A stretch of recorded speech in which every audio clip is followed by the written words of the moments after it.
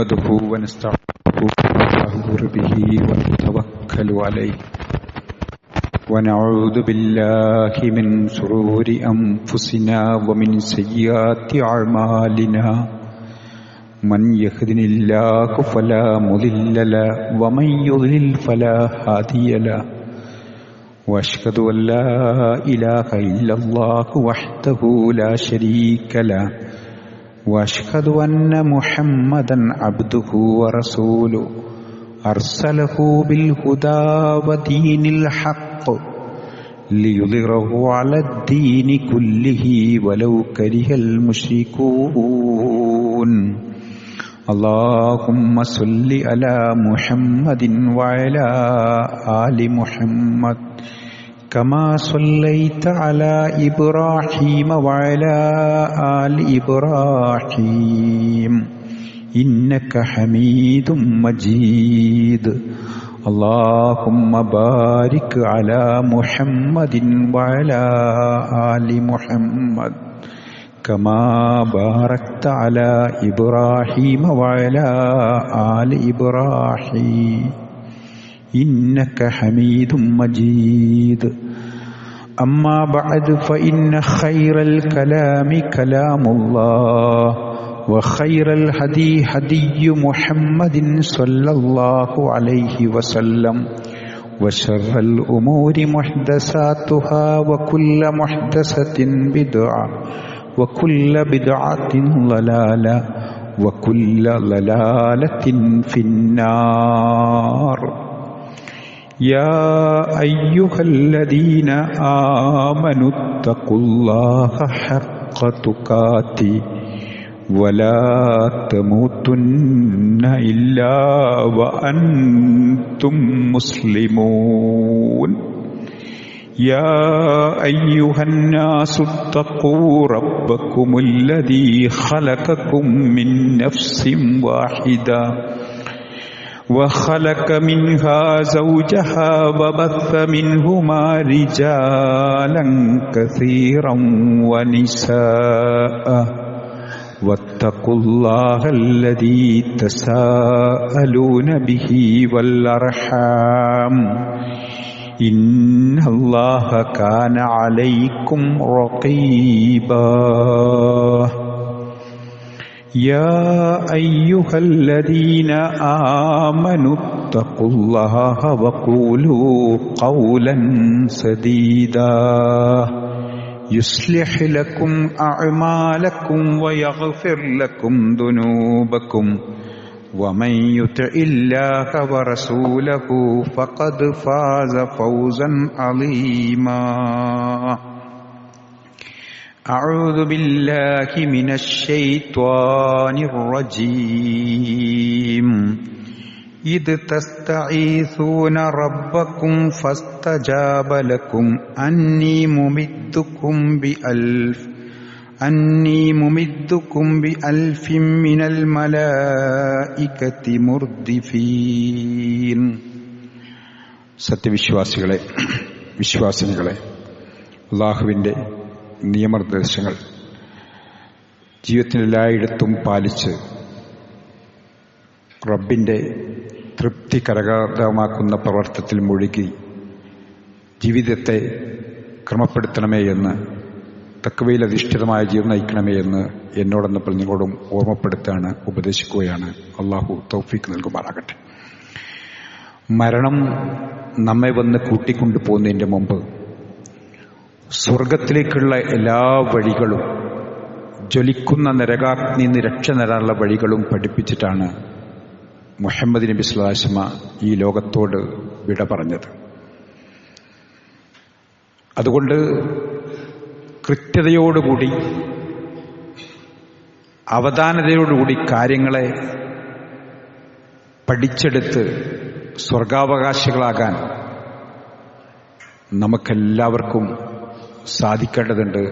അള്ളാഹു തൗഫീഖ് നൽകുമാറാകട്ടെ. നോമ്പ് നമ്മൾ പകുതി പിന്നിട്ടിരിക്കുക. ഇനി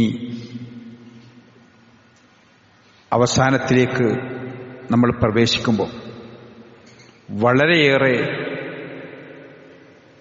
ജീവസുറ്റ നോമ്പായി നമ്മുടെ നോമ്പുകൾ മാറേണ്ടതുണ്ട്. എല്ലാ കർമ്മത്തിനും പ്രതിഫലം വർദ്ധിച്ചു വരുന്ന അവസാനത്തെ 10ലേക്ക് പ്രവേശിക്കുമ്പോൾ നമ്മളേറെ ശ്രദ്ധാലുക്കളാവേണ്ടതുണ്ട്. അള്ളാഹു തൗഫീഖ് നൽകുമാറാകട്ടെ. സഹോദരി സഹോദരന്മാരെ, ബദറുമായി ബന്ധപ്പെട്ട കാര്യം കഴിഞ്ഞ ഖുത്ബയിൽ നമ്മൾ മനസ്സിലാക്കി. ബദറിന്റെ ചരിത്രം 130 കിലോമീറ്റർ, ആ കിലോമീറ്റർ താണ്ടി അന്ന് 300 ചില്ലാനം പേർ ആ വരുന്ന രംഗം, അതും അവര് തലേന്നിങ്ങനെ യാത്ര ചെയ്ത് അത്ര ദൂരം താണ്ടി വരുമ്പോൾ അവരാണല്ലോ ബദരീങ്ങൾ. ബദറിൽ പങ്കെടുത്ത എല്ലാവരുടെയും പേരാണ് ബദരീങ്ങൾ. ഇപ്പുറത്ത് ആയുധസജ്ജരാണ്, 1000-ൽ പരം ആളുകളുണ്ട്, വലിയ വിഭവശേഷിയുണ്ട്. എത്ര നാൾ യുദ്ധം ചെയ്താലും തീരാത്തത്ര ഭക്ഷണവും സൗകര്യങ്ങളുമൊക്കെ ഒരുക്കി വളരെ ആവേശപൂർവം അവർ വരുമ്പം ഇപ്പുറത്ത് ബദരീങ്ങളെ സംബന്ധിച്ചിടത്തോളം പട്ടിണി കിടന്നുകൊണ്ട് വരുന്ന രംഗം, ആയുധങ്ങൾ ഇല്ലാത്ത അവസ്ഥ, അങ്ങനെ തുടങ്ങി എല്ലാ നിലക്കും ഈ ഒരു പ്രയാസം സഹിച്ചുള്ള ആ ഒരു വരവ്. എന്നിട്ട് കഅബത്തിന്റെ കില്ല പിടിച്ച് അബൂജഹൽ പ്രാർത്ഥിക്കുന്ന പ്രാർത്ഥന, ഇറയോനെ ഹാദൽ ബൈത്തുടനെ ഹക്കൊടു ബാത്തിൽ, ഈ വീടിന്റെ ഈ കഅബാലത്തിനുടമയായ അല്ലാഹ്, ഹക്കും ബാത്തിലും നിനക്കറിയാം, ഹക്കിനെ വിജയിപ്പിക്കണേ. പരനെ, നീ രണ്ടാലൊരു ദീനിനെ പോരിശയാക്കി നീ ദായിമിൽ കാത്തുകൊള്ളു. ഫത്തായെ താമസം ചെയ്തിരുന്നു, ഉത്തരം ചെയ്തിരുന്നു. പഠിച്ചോനെ, സത്യവും അസത്യവും നടക്കുന്ന യുദ്ധമാണ് എന്ന് ആജി അബൂജഹൽ കഅബത്തിന്റെ കില്ല പിടിച്ച് പ്രാർത്ഥിക്കാം. അബൂജഹൽ അവരുടേതായ ഹജ്ജ് ചെയ്ത ആളാണ് മുശ്രിക്കുകളായ സമയത്ത്.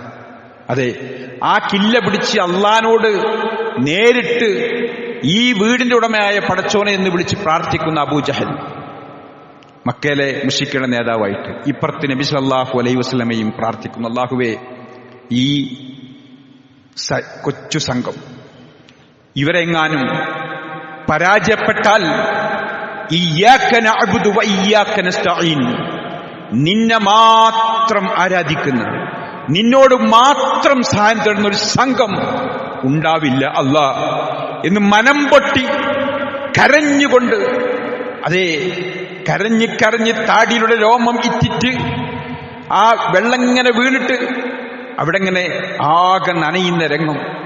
അബൂബക്കർ റളിയല്ലാഹു പുറത്ത് തട്ടി മദി റസൂലേ എന്ന് പറയുന്ന സന്ദർഭം, അവിടെയാണല്ലോ അള്ളാഹുവിന്റെ സഹായവും. ഇത് തസ്തഈസു റബ്ബക്കും ഫസ്തജാബ ലക്കും അന്നി മുമിദ്ദുക്കും ബി അൽഫി മിനൽ മലായിക മുർദിഫീൻ. ആ തുടരെയായി അണികളായി 1000 മലക്കുകൾ കൊണ്ട് സഹായിച്ച രംഗം. സഹോദരങ്ങളെ, സഹോദരിമാരെ, അതെ, ഇന്നിങ്ങനത്തെ ഒരു പ്രതിസന്ധി ഉണ്ടായാൽ മുസ്ലിങ്ങൾ ഒന്നായി നിന്നെ ഒരു പ്രതിസന്ധി ഉണ്ടെങ്കിൽ നമ്മളെ ഭാഗത്ത് മലക്കൾ ഇറങ്ങുന്ന അവസ്ഥയിലാണോ നമ്മളുള്ളത്? 2 പേരും റബ്ബിനോട് പ്രാർത്ഥിക്കുന്നു, പക്ഷേ ഒരു വിഭാഗം മുശ്രിക്കുകളാണ്. ഇന്ന് നമ്മുടെ കൂടെയോ? ഒന്നെടുത്തു നോക്കി മുസ്ലിങ്ങളുടെ അവസ്ഥ. ഒരു പ്രശ്നമുണ്ടായി മലക്കൾ ഇറങ്ങേണ്ട ഒരു ഘട്ടം, ആ ഒരു ഘട്ടം അവിടെ ആരെ ഭാഗത്താണ് മലക്കൾ ഇറങ്ങുക? മുസ്ലിങ്ങളെ പക്ഷത്തന്നെ അല്ലാഹ് അല്ലാത്തവരോട് ദ്വാരക്കുന്ന ഒരുപാട് ആളുകൾ. ഓർത്തോക്കൂ. അപ്പോ എങ്ങനെയാണ് മലക്കളൊക്കെ ഇറങ്ങിയുള്ള സഹായം ലഭിക്കുക? ഒരു പ്രശ്നം ഉണ്ടായാൽ, ഒരു പ്രതിസന്ധി ഉണ്ടായാൽ. ബദറിലൊരു വല്ലാത്ത പാഠം അതിലില്ലേ? എന്ന് പറഞ്ഞാൽ ഇന്ന് ആളുകൾ ഇതൊക്കെ പറയുന്നത് അറിയോ, നമ്മൾ അഭിപ്രായ വ്യത്യാസമുള്ള കാര്യങ്ങളൊന്നും സംസാരിക്കണ്ട, നമ്മളിങ്ങനെ തർക്കിക്കണ്ട, ഇങ്ങനെ പ്രശ്നം ഉണ്ടാക്കണം. എന്തിനാണ്? നമ്മളെല്ലാവരും ഉമ്മത്തൊക്കെ ഒന്ന് ഐക്യമായി ഒരുമപ്പെട്ട് നിന്നാൽ മതി. ഉമ്മത്തിന്റെ ഐക്യവും ഒരുമയൊക്കെ നമുക്ക് എല്ലാവർക്കും ഉണ്ടാവും. എല്ലാവരും മുസ്ലിങ്ങളൊക്കെ ഒന്നായി ഒരു ഉമ്മത്തായി നിൽക്കണം. പക്ഷേ മലക്കുകൾ ഇറങ്ങിയുള്ള ഒരു സഹായം, അള്ളാന്റെ ആ സഹായം കിട്ടിയത് ആർക്കാണ്? റബ്ബിനോട് മാത്രം പ്രാർത്ഥിക്കുന്നതിൽ ഒരു പങ്കും ചേർക്കാത്ത അവസ്ഥയിലാണ് റസൂലുള്ള ബദറിൽ പ്രാർത്ഥിക്കുന്നത്. ഇന്ന് അള്ളാനോട് പ്രാർത്ഥിക്കും, മറ്റുള്ള ഒരുപാട് ആൾക്കാരോട്. ഒരു വീഴാൻ പോകുമ്പോൾ വരെ ഉമ്മ അതുവരെ ഇയ്യാക നഅ്ബുദു വഇയ്യാക നസ്തഈൻ എന്ന് ഫാത്തിഹയിൽ നമസ്കാരത്തിൽ പ്രാർത്ഥിച്ച് ഉമ്മരപ്പടി തടഞ്ഞ് പേരക്കുട്ടി വീഴാൻ പോകുമ്പം ബദരീങ്ങളെ എന്റെ കുട്ടി എന്ന് പറയുന്ന എത്ര അമ്മമാരുണ്ട്, എത്ര ആൾക്കാരുണ്ട്. അവിടെയാണ് റബ്ബിന്റെ സഹായം കിട്ടുന്ന. ശരിക്കു പറഞ്ഞാൽ അബൂജഹലിന്റെ ആൾക്കാരും മുസ്ലിങ്ങളെ കൂടെയാണ് ഇന്നുള്ളത്. അതിന്റെ ഗൗരവം മനസ്സിലാക്കി റബ്ബിനോട് മാത്രം പ്രാർത്ഥിക്കുമ്പോഴാണ് അള്ളാന്റെ സഹായം ഉണ്ടാകുക എന്നുള്ള തിരിച്ചറിവുണ്ടാകണം. മാത്രമല്ല, നമുക്കറിയാലോ ബദരീങ്ങൾ അവർ ചെയ്ത ത്യാഗം, ഓരോ സഹാബത്തിന്റെ പ്രതിഫലം, ആ സഹാബത്തിന്റെ ഫോളോ ചെയ്തുള്ള ജീവിതം. അതെ, ഓരോ ആയത്തിറങ്ങുമ്പോഴും ഇന്നല്ലാഹ വമലായികത്തഹു യുസല്ലൂന അലൻ നബി യാ അയ്യുഹല്ലദീന ആമനൂ സല്ലു അലൈഹി വസല്ലിമു തസ്ലീമ.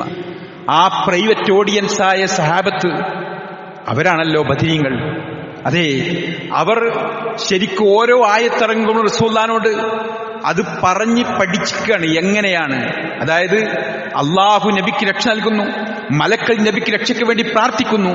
അതുകൊണ്ട് വിശ്വാസികളെ സല്ലു അലൈഹി വസല്ലിമു തസ്ലീമ, സലാത്തും സലാമും ചൊല്ലുവീൻ എന്ന് പറയേണ്ട താമസം സഹാബത്ത് ചോദിക്കുന്നു, റസൂലുള്ളാഹ് അങ്ങേക്ക് സലാം പറയേണ്ടത് ഞങ്ങൾക്കറിയാം, അസ്സലാമു അലൈക്കും യാ റസൂലുള്ളാഹ് എന്ന് പറഞ്ഞാൽ മതി. സ്വലാത്ത് എങ്ങനെയാണ് ചൊല്ലേണ്ടത് റസൂലേ എന്ന് അവരപ്പം തന്നെ ചോദിച്ച് പഠിക്കുകയും അങ്ങനെതാ നമ്മൾ ചെല്ലുന്ന ഇബ്രാഹിമേ സ്വലാത്ത്, അത്തയ്യാത്തിൽ മയ്യിത്ത് നമസ്കാരത്തിൽ ഒക്കെ ചെല്ലുന്ന സ്വലാത്ത് മുഹമ്മദിന് വിശ്വാസമ പഠിപ്പിച്ചു കൊടുക്കുകയാണ്. അതെ, അങ്ങനെ പഠിപ്പിച്ചു കൊടുക്കുകയാണ്. സ്വലാത്ത് എന്ന് പറഞ്ഞാൽ തന്നെ രക്ഷയ്ക്ക് വേണ്ടിയുള്ള പ്രാർത്ഥനയാണ്. അതെ, അല്ലാഹുമ്മ സ്വല്ലി അലാ മുഹമ്മദിൻ വഅലാ ആലി മുഹമ്മദ്. അല്ലാഹുവേ മുഹമ്മദ് മുഹമ്മദിന്റെ കുടുംബത്തിനും രക്ഷ നൽകണമേ. കമാ സ്വല്ലൈത അലാ ഇബ്രാഹിമ വഅലാ ആലി ഇബ്രാഹിം ഇന്നക ഹമീദും മജീദ്. ഇബ്രാഹിം നബി കുടുംബത്തിനും രക്ഷ നൽകിയതുപോലെ അല്ലാഹുമ്മ ബാരിക് അലാ മുഹമ്മദിൻ വഅലാ ആലി മുഹമ്മദ്. അല്ലാഹുവേ നബി സ്വല്ലല്ലാഹു അലൈഹി വസല്ലം കുടുംബത്തിനും ബർക്കത്ത് ചൊരിയണമേ. കമാ ബാരക്ത അലാ ഇബ്രാഹിം വഅലാ ആലി ഇബ്രാഹിം ഇന്നക ഹമീദും മജീദ്. ഇബ്രാഹിം നബി കുടുംബത്തിനും ബർക്കത്ത് ചൊരിഞ്ഞതുപോലെ. അതെ, റബ്ബിനോട് പ്രാർത്ഥിക്കുകയാണല്ലോ സ്വലാത്ത്. നബിക്ക് രക്ഷ കൊടുക്കാൻ വേണ്ടി പ്രാർത്ഥിക്കുകയാണ്. നോക്കൂ നിങ്ങൾ, ഒരു സലാത്തിന് 10 സലാത്ത് കൂലി. നബിക്ക് വേണ്ടി നമ്മൾ പ്രാർത്ഥിക്കുമ്പോഴാണല്ലോ ആ കൂലി. നബിയെ കാക്കണമെന്ന് പറഞ്ഞാലോ കഴിഞ്ഞു. അത് ഈ സ്വലാത്തിനെതിരാണല്ലോ. എന്നിട്ട് ഇല്ലാത്ത കുറെ സലാത്ത് ഉണ്ടാക്കുന്നു. അവിടെയാണ് ആ സഹാബത്ത്, ആ ഓഡിയൻസായ സഹാബത്ത് ഓരോ ആയത്തിന്റെയും മൻഹജു സലഫ് നമ്മൾ പരിശോധിച്ചാൽ ആ സലഫിന്റെ മാർഗത്തിലൂടെയാണ് നമുക്കിഷ്ടത്തിനനുസരിച്ച് ഒരു ആയത്ത് വ്യാഖ്യാനിക്കാനോ ഒരു കാര്യം പറയാനോ പാടില്ല എന്നത് നമുക്ക് കൃത്യമായി മനസ്സിലാക്കാൻ ബദർ നമുക്ക് ഒരു വലിയ പാഠമാകേണ്ടതുണ്ട്. അതെ, ആ പാഠം പൂർണ്ണമായി ഉൾക്കൊള്ളാൻ നമുക്ക് കഴിയണം. ശരിക്കും 2 പേരും അള്ളാനോട് പ്രാർത്ഥിച്ചിട്ടും ഒരു വിഭാഗം മുശ്രിക്കുകളാണ്. ആ ഒരു അവസ്ഥ, ഹജ്ജ് ചെയ്ത് കഅബത്തിന്റെ കില്ല പിടിച്ച് അവര് പ്രാർത്ഥിച്ചിട്ട് പോലും അവരെന്ത് ചെയ്യും? അവരതാ നല്ല പ്രതിസന്ധി വരുമ്പം, കടലിൽ കപ്പലൊക്കെ കാറ്റിലും കോളിലും പെട്ട് മറയാൻ പോകുമ്പം മുഖ്ലിസീന ലഹുദ്ദീൻ, നിഷ്കളങ്കമായി റബ്ബേ എന്ന് പ്രാർത്ഥിച്ചവരാണ്. അങ്ങനെ അള്ളാനെ മാത്രം വിളിച്ചവരാണ് അവർ, മക്കയിലെ മുസ്ലിങ്ങൾ. അവരോടാണ് ബദർ യുദ്ധം. അതുകൊണ്ട് ആരെ ഭാഗത്ത് ഇന്ന് അങ്ങനത്തെ ഒരു പ്രതിസന്ധി ഉണ്ടായാൽ മലക്ക് ഇറങ്ങി സഹായിക്കുമെന്നത് ഒരു പാഠം കൂടി നമുക്ക് ഇന്നത്തെ ജുമയിൽ നമ്മൾ ഓരോരുത്തരും ഉൾക്കൊണ്ട് ശിർക്കിൽ അകപ്പെട്ടവരെ നേരിന്റെ പാത പറഞ്ഞു കൊടുക്കാൻ നമുക്ക് സാധിക്കേണ്ടതുണ്ട്. അള്ളാഹു തൗഫീക്ക് നൽകി അനുഗ്രഹിക്കുമാറാകട്ടെ. സഹോദരങ്ങളെ, അവസാനത്തെ 10ലേക്ക് നമ്മൾ പ്രവേശിക്കുമ്പോൾ ഇപ്പം തന്നെ അതിന്റെ കൃത്യതയുള്ള ഒരുക്കം നമുക്കുണ്ടാവണം. ആ ഒരുക്കം വലിയ തിരക്കുള്ള നബി സല്ലല്ലാഹു അലൈഹി വസല്ലമ അത്ര തിരക്ക് നമുക്കാർക്കുമില്ല. ആ തിരക്കുള്ള റസൂലുള്ളാഹി എല്ലാം മാറ്റി പള്ളിയിൽ ഇത്തികാഫിരിക്കുക. അതുകൊണ്ട് ആ ഒരു സീരിയസിൽ നമ്മളെ തിരക്കൊക്കെ ഒന്ന് മാറ്റി വെക്കാൻ ഇപ്പം തന്നെ നമ്മൾ പ്ലാൻ ചെയ്യണം. അതെ, നമ്മൾ കൃത്യമായിട്ട് അതിൻ്റെ ഒരു പ്ലാനിങ് ഉണ്ടാവും. അങ്ങനെ മുഴുവൻ സമയം റസൂലുള്ളാഹി ഭജനമിരിക്കുക എന്നതാണ് ഇത്തികാഫ്. ഭജനമിരിക്കുക എന്ന് പറഞ്ഞാൽ ഒരു സ്ഥലത്ത് തന്നെ ഇരിക്കുക. പള്ളിയിലെ ഒരു സ്ഥലത്ത് തന്നെ ഒരു മുസല്ലട്ട് അവിടെ തന്നെ ഇരിക്കുക, അവിടെ തന്നെ ഓതുക, അവിടെ തന്നെ കിടക്കുക, എല്ലാം അവിടെ. ശരിക്ക് അങ്ങനത്തെ ഒരവസ്ഥ, ശരിക്കും അവിടെ തന്നെ ചടഞ്ഞുകൂടി ഓരോ സ്ഥലത്ത് ഇരിക്കുക. ആ ഇരുന്നിട്ട് വേറെ വർത്താനം കാര്യമൊന്നുമില്ലാത്ത ഇരുത്തം. അങ്ങനെ ആ പൂർണ്ണമായി ഇത്തികാഫ് ഇരിക്കാൻ നമുക്ക് സാധിച്ചാൽ വലിയ ഖൈർ. ഇനി പറ്റാത്തൊരവസ്ഥ, ജോലി തിരക്കും മറ്റും ഒക്കെ ആയിട്ട് നമുക്ക് പറ്റുന്നില്ലേ, നമ്മൾ എന്ത് ചെയ്യണം? രാത്രി സമയം, അതെ, മഗ്‌രിബോടുകൂടി പൂർണ്ണമായും നമ്മൾ ഇത്തികാഫിലേക്ക് പ്രവേശിക്കണം. എന്നിട്ട് ആ നേരം പുലരുന്നത് വരെ നമ്മൾ ഇത്തികാഫ് ഇരിക്കേണ്ടത്. എങ്കിലും എനിക്കും നിങ്ങൾക്കും സാധിക്കേണ്ടതുണ്ട്. അള്ളാഹു തൗഫീഖ് നൽകുമാറാകട്ടെ. നമ്മൾ അങ്ങനത്തെ ഒരു ഭജനമിരിക്കൽ, റബ്ബിലേക്ക് ഒരടുത്ത് ശരിക്ക് നമ്മൾ ചെയ്തതെല്ലാം, നമ്മളെ തെറ്റുകളെല്ലാം ഓരോന്നോരോന്നായി റബ്ബിനോട് മനം പൊട്ടി കരഞ്ഞ് പ്രാർത്ഥിക്കാൻ നമുക്ക് സാധിക്കണം.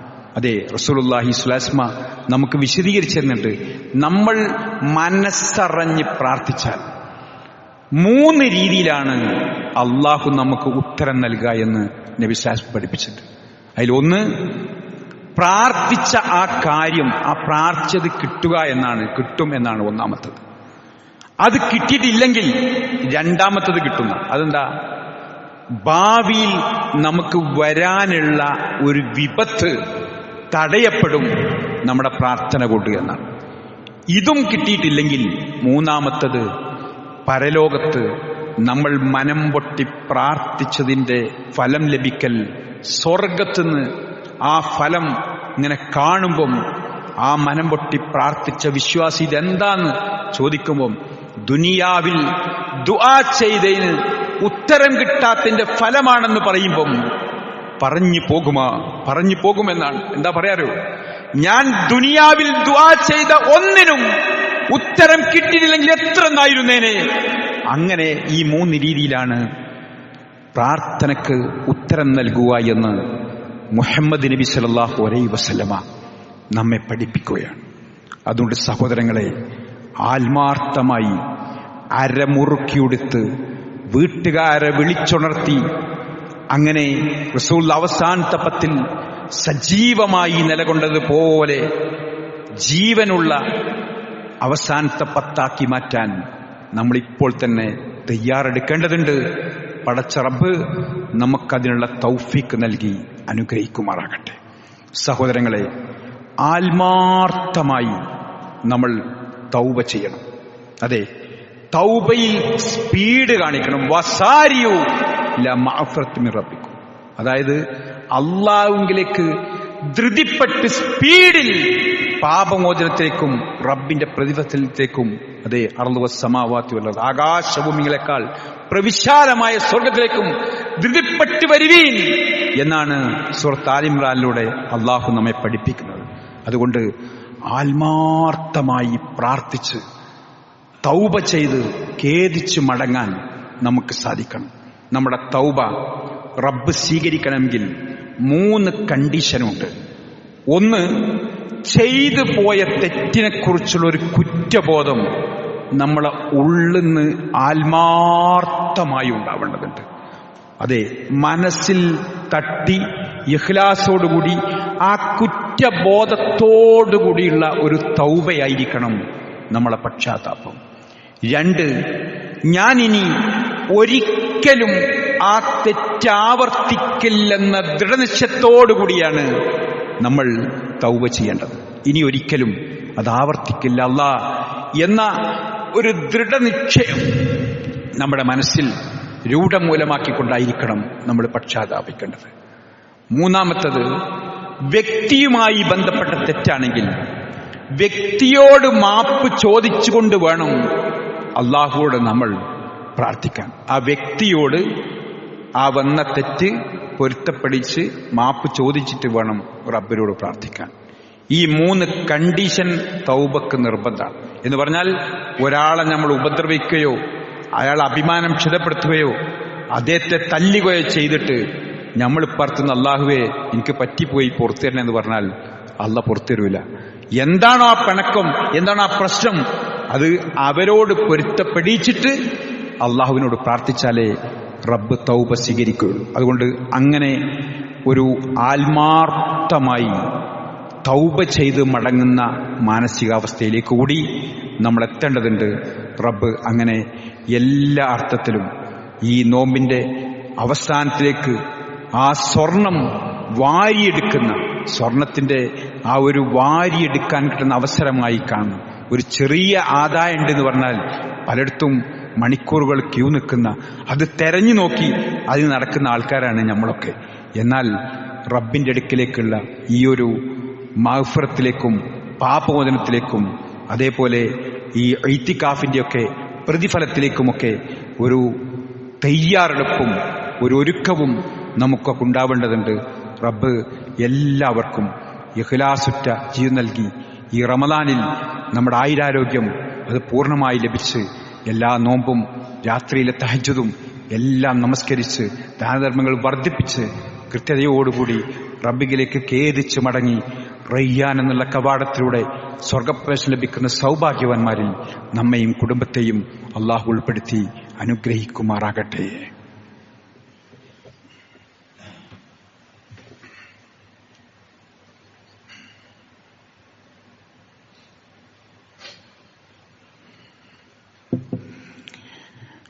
അൽഹംദുലില്ലാഹി റബ്ബിൽ ആലമീൻ അസ്സലാത്തു വസ്സലാമു അലാ റസൂലിൽ അമീൻ വഅലാ ആലിഹി വസ്ഹബിഹി അജ്മഈൻ യാ അയ്യുഹല്ലദീന ആമനു തഖുല്ലാഹ ഹഖ തുഖാതിഹി വലാ തമൂതുന്ന ഇല്ലാ വഅൻതും മുസ്ലിമൂൻ.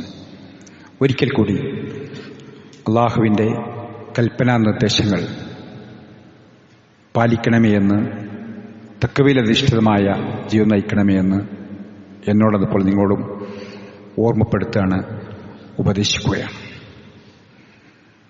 സഹോദരങ്ങളെ, റമദാനിൻ്റെ എല്ലാ പുണ്യവും നമുക്ക് നേടിയെടുക്കാൻ നമ്മളൊക്കെ ജാഗ്രതയോടുകൂടി നിലകൊള്ളാൻ സാധിക്കണം. കഴിഞ്ഞ റമദാനിൽ നമ്മോട് കൂടെയുള്ള ആളുകളൊക്കെ പലരും ഇന്ന് ഖബറിലാണ്. നമുക്കും നമ്മൾ അവധി എത്തിയാൽ പോകണം നമുക്കങ്ങോട്ട്. അതെ, എല്ലാവരും പോകും. ഒരു പക്ഷേ ഒരു ടെസ്റ്റ് ചെയ്യുമ്പോഴായിരിക്കും നമ്മളൊക്കെ വലിയ രോഗത്തിൻ്റെ അടിമകളാണ് അല്ലെങ്കിൽ അടിമപ്പെട്ടുകൊണ്ടിരിക്കുകയാണെന്ന് മനസ്സിലാവുക. അവസാനം മിക്ക ആളുകളും എത്തിപ്പെടുന്നതോ, അതായത് ശരിക്ക് നമ്മളൊന്ന് ഒരു രോഗിയെ പരിചരിച്ച്, നമ്മളെ ഉമ്മാനെയോ ഉപ്പാനെയോ അങ്ങനത്തെ ഒരാളെ പരിചരിച്ച് അവരെ അടുത്തിരുന്ന് കലിമൊക്കെ ചൊല്ലി, അവർ വെള്ളമൊക്കെ കൊടുത്ത് കലിമൊക്കെ ചൊല്ലി മരിക്കേണ്ട ഒരവസ്ഥ സത്യത്തിൽ അങ്ങനെയാണല്ലോ. നബി സല്ലല്ലാഹു അലൈഹി വസല്ലമ മദീനത്തെ പള്ളിയിൽ, അതെ, ആ ആയിഷ റളിയല്ലാഹുവിന്റെ വീട്ടിൽ നിന്ന് തലങ്ങനിട്ട് ഇങ്ങനെ നോക്കുമ്പോൾ ഈ ജനങ്ങളൊന്നാകെ ആ നമസ്കാരം കണ്ട് റസൂലുള്ള മരിക്കണമെന്ന് പുഞ്ചിരിച്ചു. ആ നമസ്കാരം എല്ലാവരും നിസ്കരിക്കും. ഇത് കണ്ട്, അതെ, നബി സല്ലല്ലാഹു അലൈഹി വസല്ലമ ആ അവസാന സമയമാകുമ്പോൾ ഫളുർ റഹ്മാൻ അലി ബിൻ അബി താലിബിനെ തോളിൽ കൈവച്ച് ആ രോഗക്ഷയിൽ റസൂൽ അങ്ങനെ പള്ളിക്ക് വരുന്ന രംഗം. അങ്ങനെ കാലുകൊണ്ട് നടക്കാൻ കഴിയില്ല.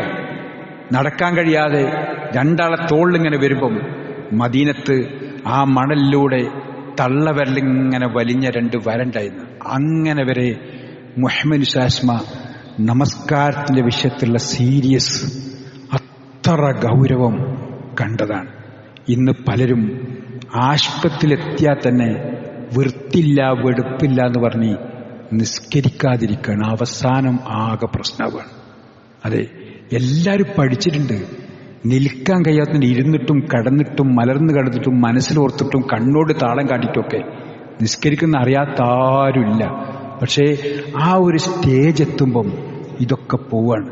ഇനി അവസാനം ഒന്ന് ഓർത്തോക്കൂ, ഒരു ക്യാൻസറോ മറ്റസുഖമോ വന്നിട്ട് ആശുപത്രിയിൽ നിന്ന് കൊണ്ടുപോയിക്കോളൂ, ഇനി 2 ആഴ്ച അല്ലെങ്കിൽ 1 മാസേ ഇദ്ദേഹം ജീവിക്കുള്ളൂ എന്ന് പറഞ്ഞാൽ നമ്മളെന്ത് ചെയ്യും? ഇനിയൊന്നും ചെയ്യാനില്ല, ഫുള്ള് വീക്കാണെന്നൊക്കെ പറഞ്ഞാൽ പോലും, അങ്ങനെ ഡോക്ടർ പറഞ്ഞാൽ വരെ നമ്മൾ ആശുപത്രിയിൽ നിന്ന് കൊണ്ടുവന്നാൽ പിന്നെന്താ ചെയ്യുന്നത്? ആ രോഗിനെ ഇനിയൊന്നും ചെയ്യാല്ല പറഞ്ഞാലും പെട്ടെന്ന് ഒരു ശ്വാസതടസ്സമൊക്കെ നേരിടുമ്പോഴേക്കും എന്ത് ചെയ്യും? വീണ്ടും എടുത്തിട്ട് നേരെ ആശുപത്രിക്ക് തന്നെ കൊണ്ടുപോകും. ഇനിയൊന്നും ഇല്ലാന്ന് ഡോക്ടർ പറഞ്ഞാലും നമുക്കൊരു സമാധാനമാവില്ല, നമുക്ക് അങ്ങോട്ട് കൊണ്ടുപോകും. എന്നിട്ടോ അവിടുന്ന് അവര് നോക്കി ICUക്ക് മാറ്റും. ICU എന്ന് പറയും വെന്റിലേറ്റർക്ക് പോകണം, ആയിക്കോട്ടെ എന്നുള്ളവർക്ക് പോകും. പിന്നെ ആ രോഗിക്ക് ഒരു ക്രിട്ടിക്കൽ സ്റ്റേജിൽ ചില അറ്റാക്കോ വേറെ പ്രശ്നമൊക്കെ ഉണ്ടാകുമ്പോൾ ചിലപ്പോൾ ഇങ്ങനെയൊക്കെ വേണ്ടി വരും.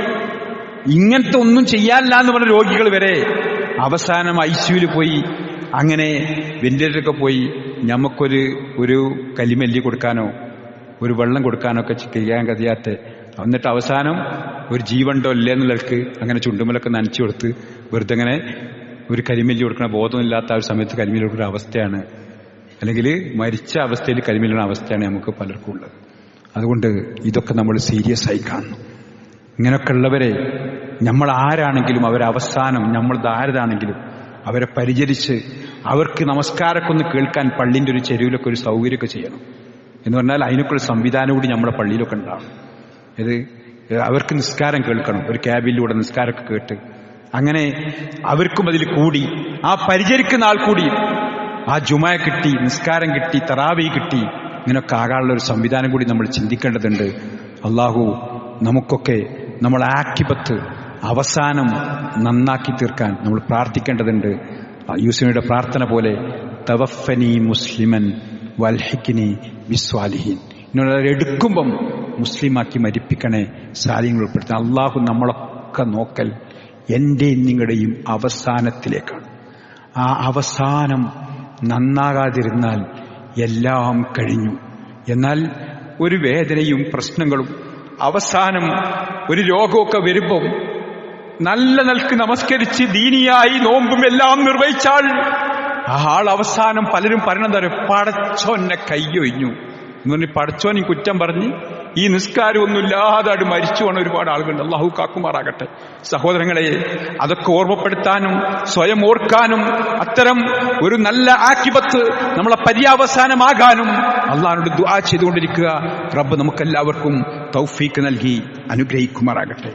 പ്രിയമുള്ളവരെ, നമ്മുടെ പള്ളിയുടെ കീഴിൽ നടത്തപ്പെടുന്ന ഇഫ്താർ സംഗമം, റയ്യാൻ എന്ന ഇഫ്താർ സംഗമം ഇന്ന് ഇൻഷാ അല്ലാഹ് 4:30 അതായത് അസ്ർ നമസ്കാര ശേഷം ഇവിടെ ആരംഭിക്കുക. ഇവിടെ നമുക്കറിയാം, പിന്നെ അസ്ർ നമസ്കാരത്തിൽ വന്നാൽ പിന്നെ ആണുങ്ങളും പെണ്ണുങ്ങളുമൊക്കെ കുടുംബസമേതം വന്ന് അവർക്കുള്ള ഭക്ഷണം ഇവിടെ ഉണ്ടാവും. അങ്ങനെ ആ ഇഫ്താറിൽ പങ്കെടുക്കാനും ആ ക്ലാസുകൾ ശ്രവിക്കാനും നമുക്കെല്ലാവർക്കും കഴിയേണ്ടതുണ്ട്. മുസ്തഫ മദനി, അതേപോലെ പിന്നെ മുസ്തഫ മദനിയും മറ്റ് മൂസ സലായിക്കാരെയുമാണ് ക്ലാസ് എടുക്കുന്നത്. അപ്പോൾ ആ പരിപാടിയിലേക്ക് അസറിനേക്ക് എല്ലാവരും, പറ്റാവുന്ന മുഴുവൻ ആളുകളും കുടുംബസമേതം വന്ന് ആ ക്ലാസ് ശ്രവിക്കാനും ഇഫ്താറിൽ പങ്കെടുക്കാനും എല്ലാവരെയും ഓർമ്മപ്പെടുത്താണ്.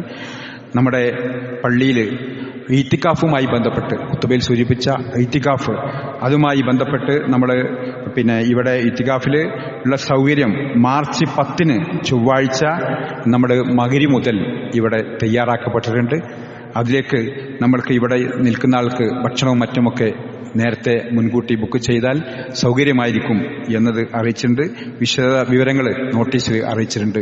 അതുകൊണ്ട് ആ നിലക്ക് നമ്മളൊരു പ്രത്യേകമായി നമ്മൾ കഴിഞ്ഞ പ്രാവശ്യം ഇരിക്കാത്ത ആളുകൾ വരെ ഇതിലേക്ക് വന്നിരിക്കാനുള്ള ഒരു സന്നദ്ധത കാണിക്കണം. ആ ഒരു കൂലി നേടിയെടുക്കാൻ ലൈലത്തുൽ ഖദറിന്റെ ആ നിർണായക രാത്രിയിൽ നമ്മുടെ റെക്കോർഡ് വരെ മാറ്റപ്പെടുന്ന നമ്മൾക്ക് പലതും ഇൻഷാ അല്ലാഹ് അടുത്ത ഖുതുബയിൽ അത് നമുക്ക് വിശദീകരിക്കാം. അതുകൊണ്ട് നമ്മൾ ആ കാര്യത്തിൽ പ്രത്യേകമായി ശ്രദ്ധിക്കണമെന്ന് ഓർമ്മപ്പെടുത്തുകയാണ്. ഇത്തികാഫിന്റെ കാര്യത്തിൽ മറ്റൊന്ന് നമ്മുടെ സക്കാത്ത് കൗണ്ടർ കഴിഞ്ഞ സൂചിപ്പിച്ച സക്കാത്ത് അത് നമ്മൾ സംഘടിതമായി നൽകേണ്ടതാണല്ലോ. അതിന്റെ കൗണ്ടർ, അതിന്റെ വിശദവിവരങ്ങളും കൗണ്ടറും ഇവിടെ ഉണ്ട്. അതുമായി ബന്ധപ്പെടണമെന്ന് ഓർമ്മപ്പെടുത്തുകയാണ്. അതേപോലെ തന്നെ ഇന്നത്തെ കലക്ഷൻ നമ്മുടെ പള്ളിയുടെ തൊട്ടടുത്ത് തന്നെ ഉള്ള ആസ്ഥാനമായി പ്രവർത്തിക്കുന്ന പെയിൻ ആൻഡ് പാലിറ്റീവിൻ്റെതാണ്. നമുക്കറിയാം ഇവിടുത്തെ പെയിൻ പാലിറ്റീവ് വളരെ വ്യവസ്ഥാപിതമായി ശരിക്ക് ഒരുപാട് വീടുകളിൽ രോഗികളായി കിടക്കുന്നിടത്ത് അവിടുത്തെ വാഹനവുമായി പോയി അവർക്ക് വേണ്ട എല്ലാ പരിചരണവും നൽകി, അതേപോലെ മരുന്നും ഭക്ഷണവും മറ്റു കാര്യങ്ങളുമൊക്കെ അങ്ങനത്തെ ഒരുപാട് പ്രവർത്തനങ്ങൾ വല്ലാതെ ചെയ്യുന്ന ഒരു പ്രവർത്തനത്തിന്റെ കൂട്ടായ്മയാണല്ലോ ഈ പരിസരത്തുള്ള നമ്മുടെ ഈ പെയിൻ പാലിറ്റീവ്. അപ്പൊ അതിലേക്കാണ് ഇന്നത്തെ കലക്ഷൻ. അതുകൊണ്ട് എല്ലാവരും അകമഴിഞ്ഞ് അതിലേക്ക് സഹായിക്കണം എന്നത് പ്രത്യേകമായി ഓർമ്മപ്പെടുത്തുകയാണ്. പിന്നെ നമ്മുടെ സാധാരണ പള്ളിയുടെ ദൈനംദിന ചെലവിനുള്ള ബക്കറ്റ് കലക്ഷന് അവിടെ ഉണ്ടാവും. അതേപോലെ തന്നെ ഈദ് കിസ്വ, നമുക്കറിയാം നമ്മുടെ മക്കൾ അവരൊരു ഷർട്ട് അവര് ഒരു പുതിയ ഡ്രസ്സ് പെരുന്നാൾക്ക് അതൊരു സുന്നത്ത് കൂടിയാണല്ലോ, നമുക്കറിയാലോ. അതുകൊണ്ട് ആ ഒരു പുതിയ ഡ്രസ്സൊക്കെ ഇടുമ്പോൾ അത് ഇടാൻ കഴിയാത്ത കുട്ടികൾക്ക് എന്ത് ചെയ്യണം? അതിനുള്ള ഒരു വിഹിതം നമ്മൾ അത് കൊടുത്ത് എന്ന് പറഞ്ഞാൽ 1000 ചില്ലാൻ രൂപ, ആ രൂപ നമ്മൾ കൊടുത്താൽ മറ്റൊരു കുട്ടി കൂടുക. അപ്പോൾ അങ്ങനത്തെ കുട്ടികളെ നമ്മളെ ഈ സ്റ്റുഡൻസിന്റെ വിദ്യാർത്ഥികളാണ് ഈദ് കിസ്വ കൈകാര്യം ചെയ്യുന്നത്. അതുകൊണ്ട് നമ്മൾ അങ്ങനത്തെ പാവപ്പെട്ട കുട്ടികൾ നമ്മളെ പരിസരത്തുണ്ടെങ്കിൽ അത് നമ്മുടെ വിദ്യാർത്ഥികളായ കുട്ടികളെ അറിയിക്കണം. അങ്ങനെ അവർക്കൊക്കെ നമുക്ക് ഡ്രസ്സ് കൊടുക്കണം. അതിൽ പങ്കാളികളാകാൻ, ആ കിസ്വക്ക് കാശ് കൊടുക്കാൻ കഴിയുന്നവർ, വസ്ത്രം വാങ്ങിക്കൊടുക്കാൻ കഴിയുന്നവർ അത് നൽകാനും ആ വിദ്യാർത്ഥികളുമായി ബന്ധപ്പെടണമെന്നത് പ്രത്യേകമായി ഓർമ്മപ്പെടുത്തുകയാണ്. അതേപോലെ നമ്മുടെ റമദാൻ പഠന ക്ലാസ് എല്ലാ ഞായറാഴ്ചയും നടക്കുന്ന ക്ലാസ്, അത് ഇൻഷാ അല്ലാഹ് ഈ ഞായറാഴ്ച മുനവർ സുലാഹിയും ഷെരീഫ് കാരയുമാണ് നമ്മളോട് സംസാരിക്കുന്നത്. അതിലെല്ലാം നമ്മളെ പങ്കാളിത്തം ഉണ്ടാവണമെന്നത് പ്രത്യേകമായി ഓർമ്മപ്പെടുത്തുകയാണ്. പിന്നീട് നമുക്കറിയാലോ പശ്ചിമേഷ്യയിലെ അവിടുത്തെ ഒരു സമാധാനം തകർത്ത് നിൽക്കുന്നവർ, അത് യുദ്ധവുമായി ബന്ധപ്പെട്ട് ആരാണോ ആ സമാധാനം തകർക്കാൻ കാരണമാകുന്നത് അവർക്ക് ശരിക്ക് അവരെ അള്ളാഹു പിടികൂടാൻ വേണ്ടി നമുക്ക് പ്രാർത്ഥിക്കാനേ പറ്റും. അതെ, നമ്മളതാണ് ചെയ്യേണ്ടത്, പ്രാർത്ഥിക്കുകയാണ് വേണ്ടത്. അതിൻ്റെ അങ്ങോട്ടും ഇങ്ങോട്ടുള്ള സംസാരത്തിലേക്കും ആവശ്യമില്ലാത്ത ഇടപെടലിലേക്കും സോഷ്യൽ മീഡിയയിലൊക്കെ പ്രചരിപ്പിക്കുന്നതും അതൊക്കെ അതിൻ്റെ സത്യമറിയാത്ത പ്രചാരണവുമൊക്കെ നമ്മളൊക്കെ അവസാനിപ്പിച്ച് അവിടെ പ്രശ്നമുണ്ടാക്കുന്ന, സമാധാനം കെടുത്തുന്ന അവർക്ക് അള്ളാഹു അതിനുള്ള സാധ്യമാകുള്ളൂ. ആ പ്രാർത്ഥനയിൽ നമുക്കറിയാം പ്രവാസികളായ ആളുകൾ അവരൊക്കെ അനുഭവിക്കുന്ന കുറെ പ്രയാസം, അവർക്കൊക്കെ വേണ്ടി നമ്മുടെ പലരും ഗൾഫിൽ ആണുള്ളത്, അവർക്കൊക്കെ വേണ്ടി അവിടെ സമാധാനം പുനഃസ്ഥാപിക്കാൻ വേണ്ടി മായ സമയത്ത് ദുആ ചെയ്യുക. അള്ളാഹു അവർക്കെല്ലാം നിർഭയത്തോടെ ഇതൊക്കെ അവസാനിച്ച് വളരെ നിർഭയത്തോടെയുള്ള ഒരു ജീവിതം നയിക്കാൻ റബ്ബ് തൗഫീഖ് നൽകുമാറാകട്ടെ.